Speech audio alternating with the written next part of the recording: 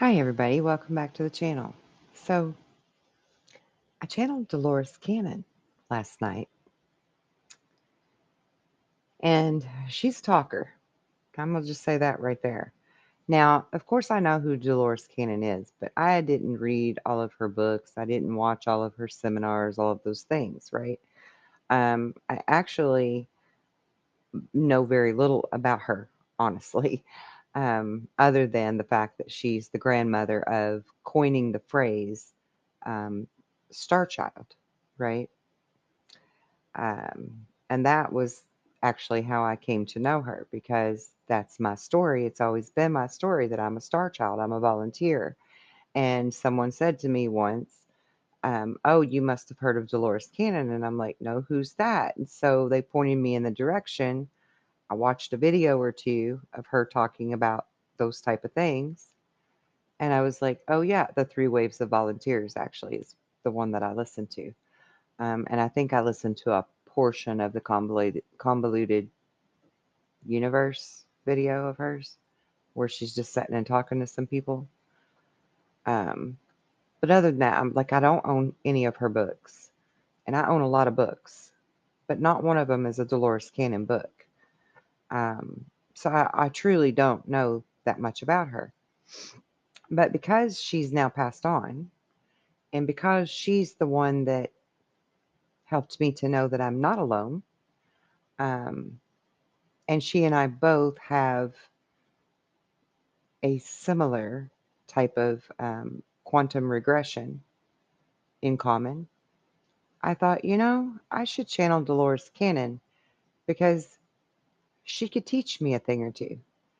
And she's not here for me to phone her or write to her and, you know, try to interview her or something like that. So I sat down and I meditated and I focused on trying to connect with her.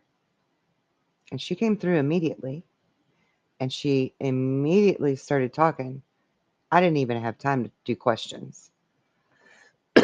It wasn't until further into the conversation when I would actually have a moment to have a thought for myself, almost like a question, you know, and she would just answer that too.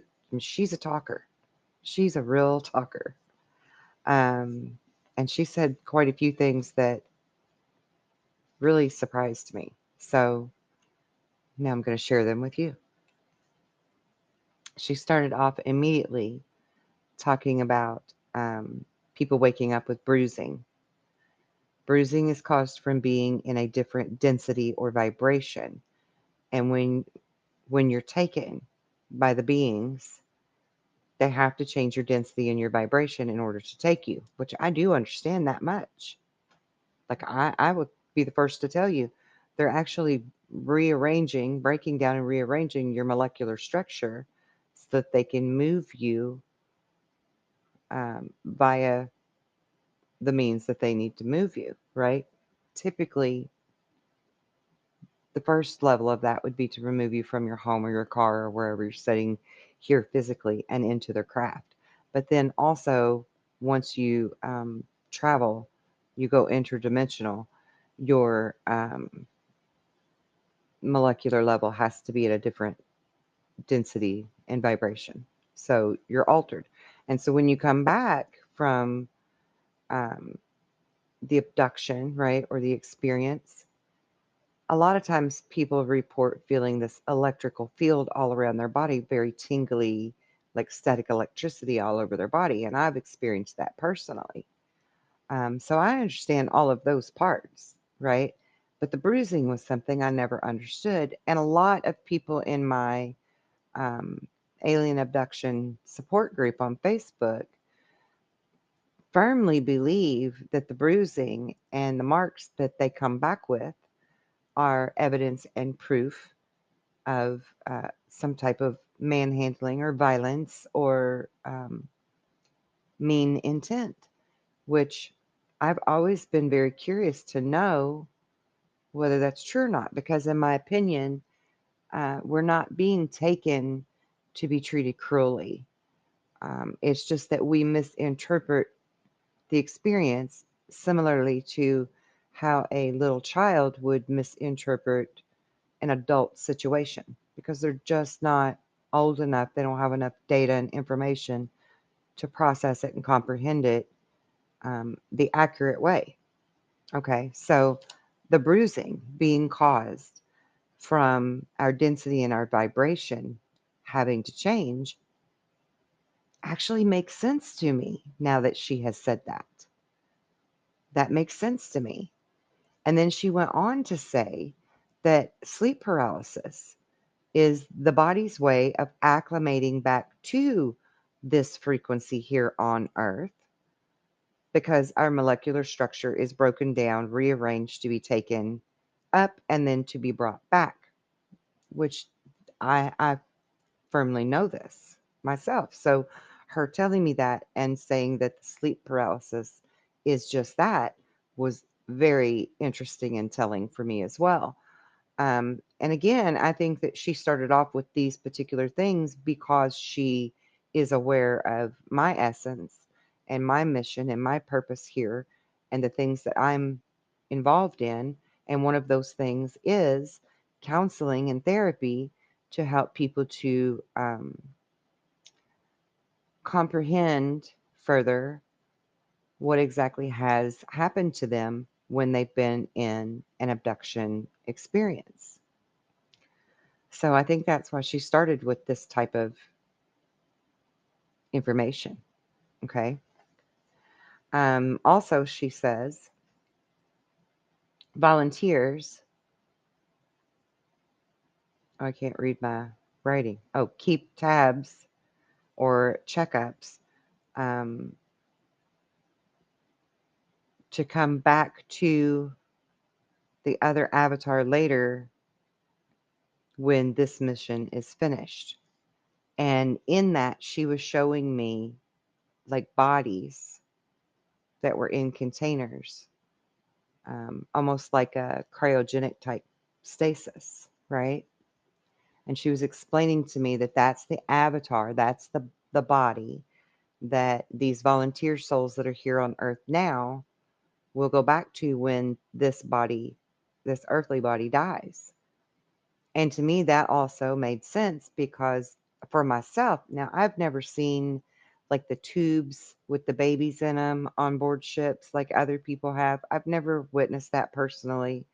I only know of them from other abductees that were shown around and shown those things. And I've never seen the containers with other full grown people in them. I've never seen a soul being taken from one body to another or any of those things like other people have reported. However, when I was young and I so deeply longed to go back home where I came from, like me volunteering to come here was a mistake, right? I didn't want to do school again, stuff like that. So I really bad wanted to go back. And my family would come to visit me, my Pleiadian family, and they would take me to show me my body that was in stasis, to show me that it's still there. You know, I'm going to get to come back to it. It's going to be okay. And to not feel so much anxiety and um, distance and loss from this, right? Because I would eventually come back to that body. So I have personally been shown my own other avatar that's waiting in stasis for me. And Dolores essentially was showing me that there's a multitude of those. And that's interesting to me because I had never heard of anybody else ever speaking of knowing that they had a body. And maybe these volunteers that she showed me their other avatar, maybe they don't remember yet that they have a body that's lying in stasis in wait for them. But she showed me that the volunteers are picked up frequently, much more frequently than others would be, to sort of do medical checkups on them and stuff like that, because they always want to keep tabs on you and try to keep you as healthy as they can while you're here trying to complete your mission.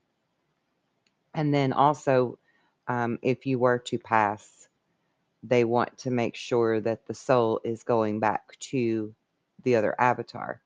So they have to kind of stay on top of it to make sure that they're there for that event, to get you back to the other life rather than the whole recycling process that happens.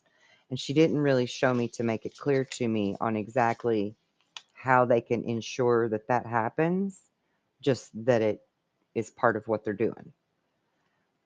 But she said that that's also why they put the implants in you and take you periodically to do the checkups and heal what needs to be healed and etc.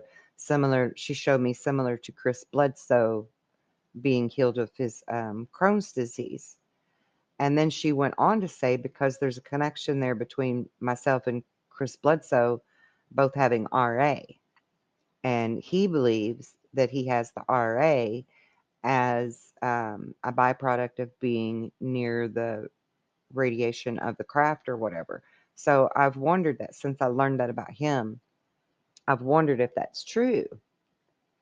And Dolores actually said that a lot of the volunteers will have different types of autoimmune diseases like RA, not because they've been taken, but because a part of their DNA isn't made of earth material, earth DNA, and earth vibration.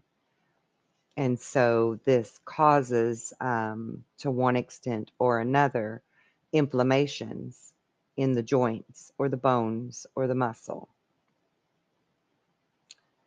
And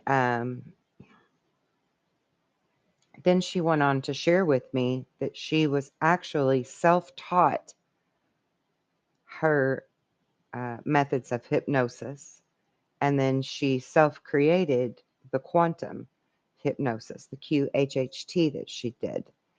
And she very firmly told me nobody needs the piece of paper if they know how to work in the quantum field.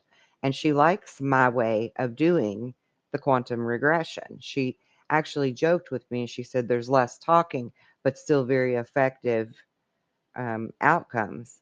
And then she said, I talk a lot, like if you didn't notice, right? She's quite cheeky. She's got a good sense of humor. Um, And then she says ETs are essentially, oh, and let me back up to the implants too, because she also told me very clearly that if we try to take out the implants, that they will put them back in us in a place where we cannot get to them, because it's very important for our soul for them to be able to track us to make sure that our soul gets back to the other body, the other container, the other avatar, once our mission here on earth is done, to continue living out that life, that's basically in stasis right now, you know. Um, and then she said ETs are essentially our family. They have souls and they've lived on other planets and even here on earth as they went through their ascension school, their learning, because Earth is a school, and we are all, I'm sure, familiar that Dolores has told that. Our higher self is our soul essence, and it can connect with them, the beings, and with us personally.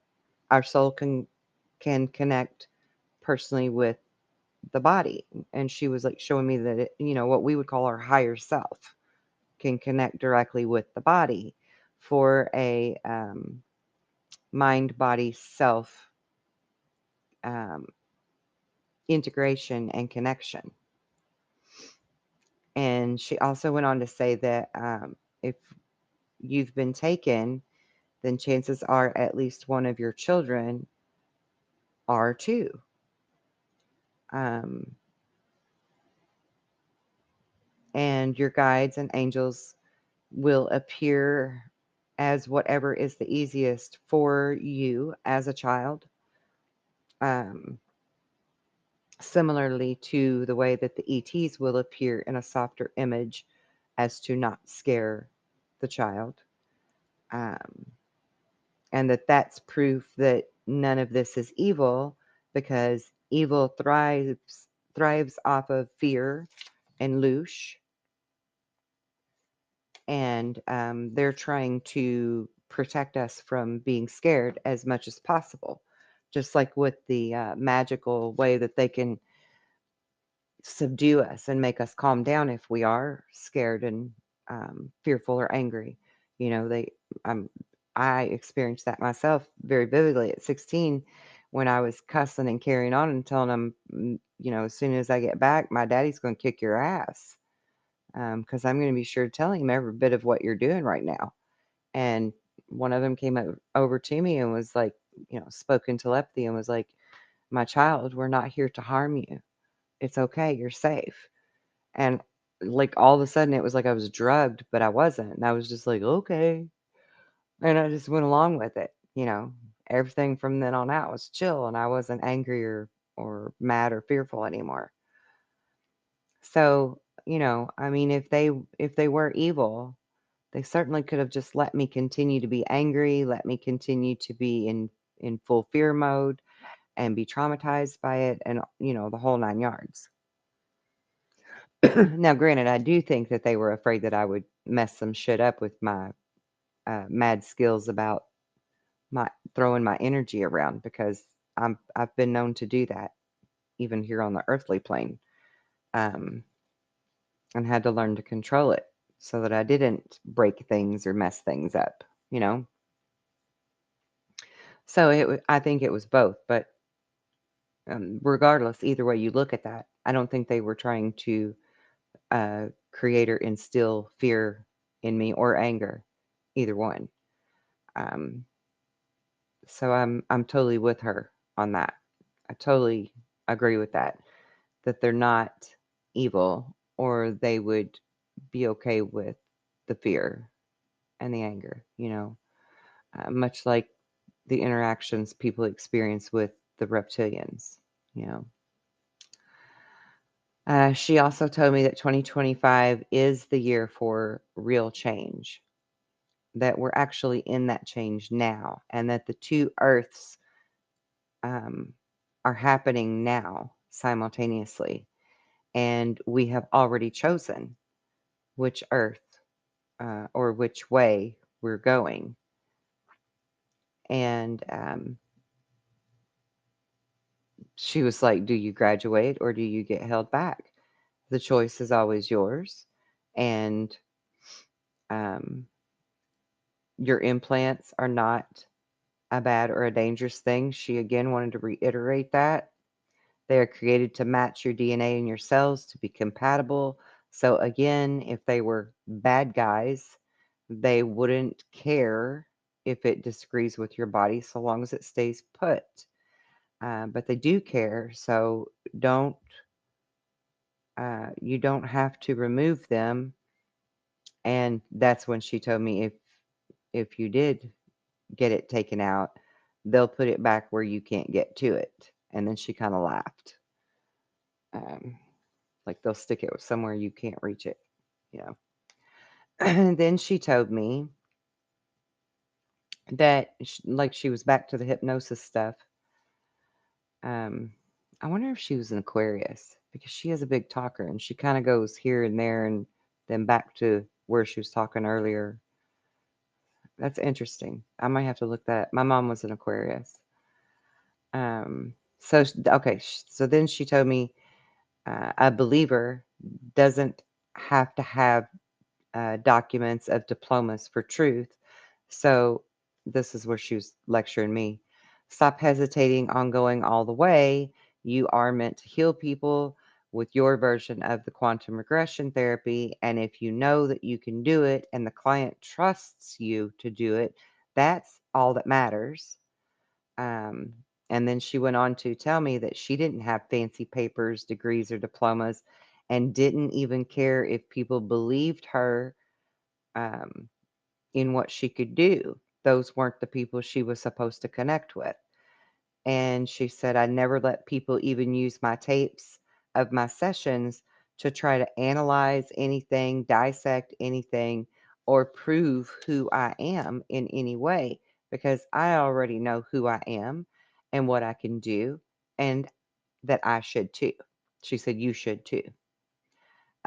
Because she went on to say, "You're a true therapist, a true healer, and it's time for you to get over it and do what you're supposed to do, which is heal people." And then she said, "And for God's sakes, stop putting your sessions and lessons out there to be ridiculed," which is wild to me. Um,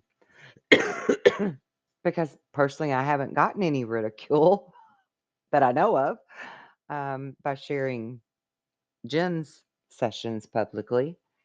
And there's not even been any like negative feedback or anything on it. So that was a really shocking statement to hear from her. But she said, "And for God's sake, stop putting your sessions and lessons out there to be ridiculed. You don't have to prove it. You just have to do it."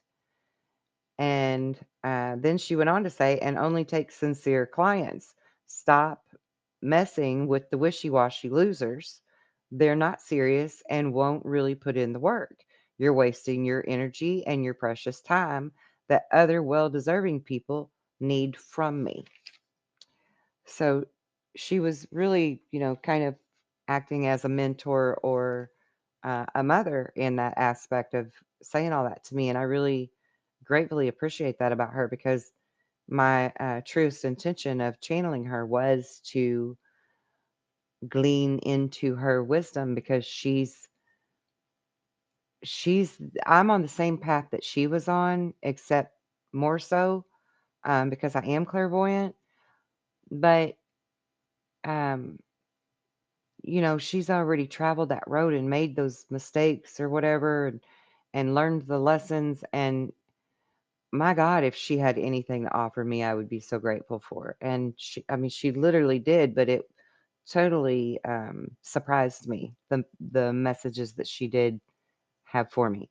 It's not what I would have expected. I'll put it that way. Then she says, "The more you feed off of the light of source, the less food your body will require. And that's why a lot of the ETs don't eat food at all." She says, "You also do not understand that you don't have to die if you believe that. But even in a car wreck or a fall, if you think, oh, this is it, well, then this is it." But she's showing me people that have been diagnosed with like 6 and 7 different kinds of cancer that totally survived every one of them and still lived a very long, healthy, beautiful life. You know, people that just weren't ready to reside to giving up and dying. And so she was showing me that where there's a will, there's a way, right? Um, Also, most ETs have both sexes. They're what you would call androgynous, unlike us, and they think we are hilarious when we have sex or procreate. They think we're ridiculous. She says, and furthermore, we can even think ourselves pregnant and make it so if we truly believed it rather than having the limitations. And she said the proof of that is in what we would call a phantom pregnancy.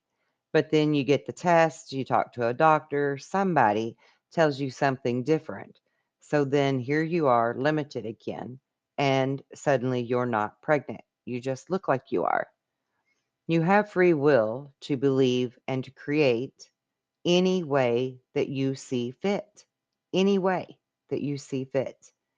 And I have to agree with her comment on that because I remember a study from a long time ago, an Asian study with roosters where they isolated roosters away from hens, and the roosters began to produce and lay eggs to be able to continue procreating.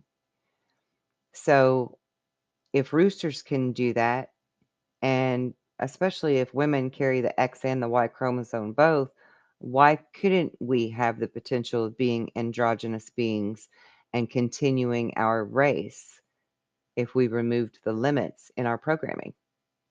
I mean, that makes sense to me.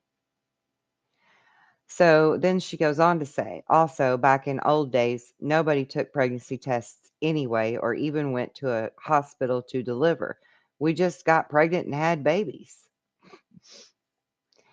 I love her candor. And then she says, the tall whites that are from Nevada are the same thing as the black eyed people. Both are seen running around like feral people or feral children, but that's because they don't know our world like we do, and they're skittish. They're afraid. They're scared. They're not sure what things will hurt them or not. And we do. Um, but she said the black eyed people are not to be feared unless you're trying to hurt their children, because that's when you should watch out. Actually, the way she said it was, "Oh boy, watch out," because they'll strike you down, is what she showed me. They'll straight strike you down if they think you're trying to harm their children.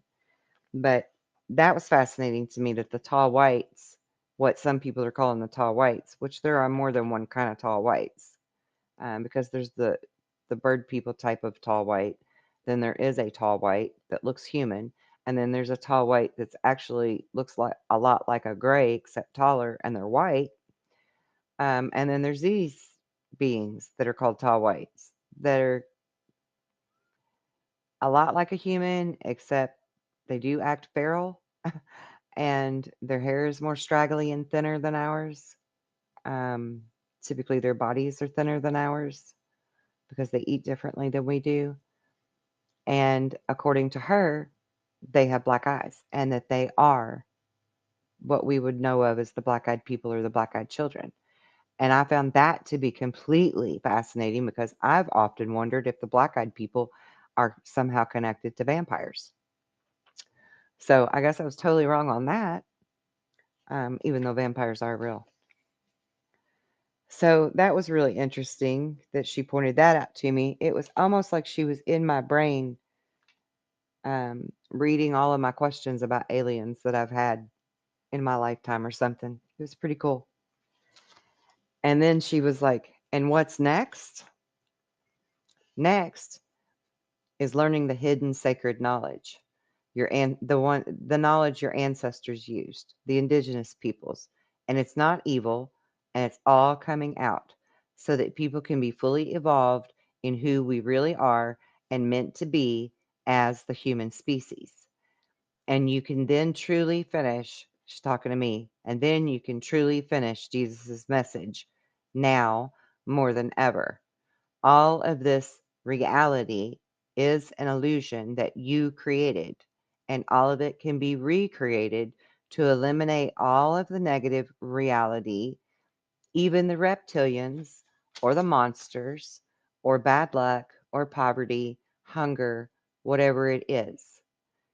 That if we can raise our vibration above what our emotions are feeling through ego, through individuality of the self, the human, um, if we can rise above that and raise our vibration, then then our reality no longer has lack or fear in its programming.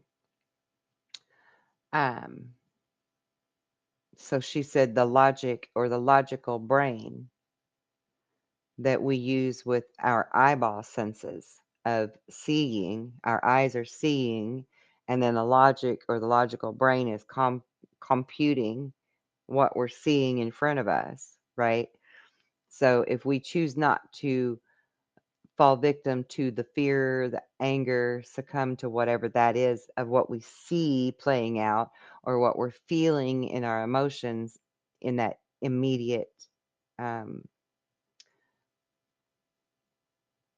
that immediate emotional reaction that we would have to things where we're offended or hurt or whatever the word would be there.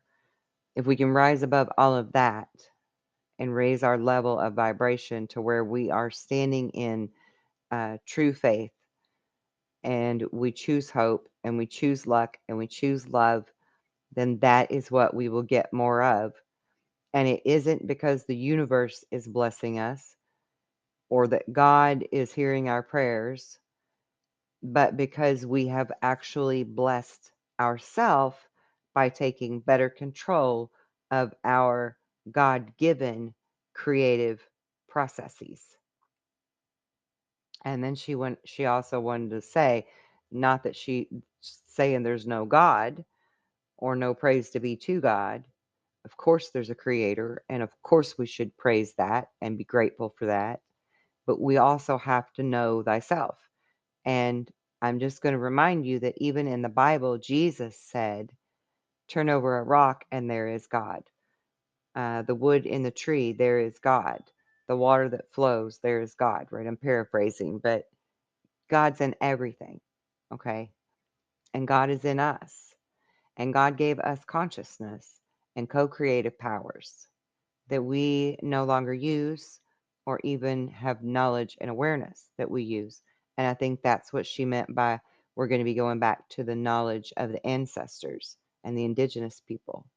Because I think way back, even beyond my own family's Native American lore that's been passed down, even further back than that, is where they actually remembered their creative powers, right? By the time my grandfather was being raised, they were in a very fear based reverence type of belief situation where they had no control over the weather or anything much. And a lot of the Native American indigenous peoples believed that they were at the mercy of the gods, of the elements and stuff.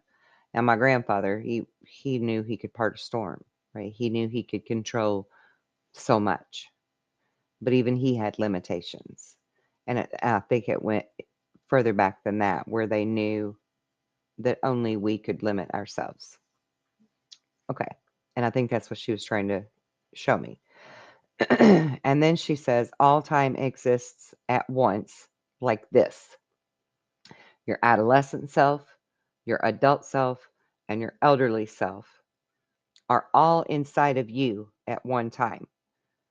There are going to be situations where you feel old. There's going to be situations where you feel young. When you're feeling young, you're connecting to the adolescent you that still exists. When you feel old, you're connecting to your future self that will be an elderly person someday, right? Um, and then also you have your past lives, your future lives that are not this life that you're flesh and blood in at the moment. So it's all happening simultaneously, some through the quantum connection of the emotion this direction, and some through the quantum connection of the emotions that are in the DNA memory going this direction. Okay. Excuse me. So she says, the adolescent you, the adult you, the elderly you are all always inside you, just as all past lives and future lives are all in you at once as well. And it isn't split personality syndrome like many want to diagnose, that it's okay, that it's multiple faucets of all of the many yous from the past, present, and future. So past, present, future yous in two different ways, right? In this lifetime, this reincarnation's way of past, present, future, and in all of your reincarnations, past, present, and future, right? I know it's a lot. So simultaneously, okay? Simultaneously and able to be accessed at any given moment, whether you realize that you do it or not. She says we're connecting with our different selves all the time, even if we don't realize that we're doing it, because that's part of our natural abilities. And you don't have to be aware that you can breathe naturally without thinking about it. It just happens. And that was her analogy image that she showed me, right? Then she went on to say that the orbs that you see in your security cameras and that was meant for everyone, not just my security cameras. The orbs that you see in your security cameras are energy that you personally, whoever you are, with the orbs in your security cameras, you personally or someone in your home is attracting that energy. And that it will be attracted everywhere you go because you are basically a magnet for this energy because this energy is like an intelligent plasma. It's conscious. And then she said, but it's not necessarily a ghost, though some of it is. Some of it will be ghosts, but not always, because sometimes it can be ET family beings as well. It doesn't have to be someone that is dead. And then she went on to say that um, these orbs can be any form of life. They could have been any life form that's now presenting itself in an orb energy plasma light. Um, and she also wanted me to understand that sometimes we mistake paranormal ghost activity for alien abduction, and that sometimes alien interaction and abduction is mistaken as uh, ghost or paranormal activity because they both act very similar. And then she went on to show me that even ET beings can die in their body, from their body. It just takes them much, much longer typically. But that they too can appear as like a ghost, but an alien ghost, right? Which I thought was pretty trippy. And then she's like, but they can also show up just as the energy being or the light being body without a physical body. And she's like, I know, it's complicated. There's a lot. And I was like, yeah, because that's a lot to process, right? Phew, a lot to process. Then she went on to say to me that I actually have the upper hand over how she had to do it and work hard for it because I can channel. And I am clairvoyant and I am a psychic medium, right? And she was not those things. She did not claim to really be those things, even though later on, as she learned more about herself through her work she was doing, she did fully accept more about her dream visions and hearing spirit speak directly to her later on. But she never sat down and tried to actively channel anyone to her to her acknowledgement or awareness perhaps because I think every time we are regressing someone and we're in that quantum field with them in some sense or another we're helping them to plug into the ether to call in some other past life or memory or something. So I feel like regression is probably a form of channeling as well. Just like we don't understand that telepathy is more than just a thought image or of a thought image of a word or a picture in someone's mind. It goes so much further than that because you're reading energy, you're reading a room, you're scanning bodies. Like all of that is part of telepathy, and a lot of people don't understand that. Um, so yeah, she probably, even though she didn't take any credit for that, I'm going to give her kudos and say that she probably was a channel too. She's just not using that definition for herself. So anyway, I digress. She went on to say that she feels like I have the upper hand because I am a channel and I am a clairvoyant. And then she said I need to write some books. Um, I need to write some books that'll help. Um, She sees me at conferences. She sees me at speaking engagements between 2027 to 2030 is when all of this will really take hold. And that In the meantime, I'm going to be building my clients and writing these books. And I'm like, I don't want to write books. Like, I really don't. There's a lot of work in that unless you can afford to pay an editor. You know, I would have to do all the editing and everything myself, and that's very, very, very time consuming. And I already work 3 jobs and homeschool my kids and keep a house clean every single day. So there's barely even time for me to pick out a new set of clothes for the next day. I don't want to write books, though I've got a lot to write about. I have to be in a much better situation financially before I can even start writing books. So I don't like, I appreciate her advice and I'll put a pin in that. But right now, I don't have no time for no book writing. I just don't. I'm just trying to survive and make ends meet.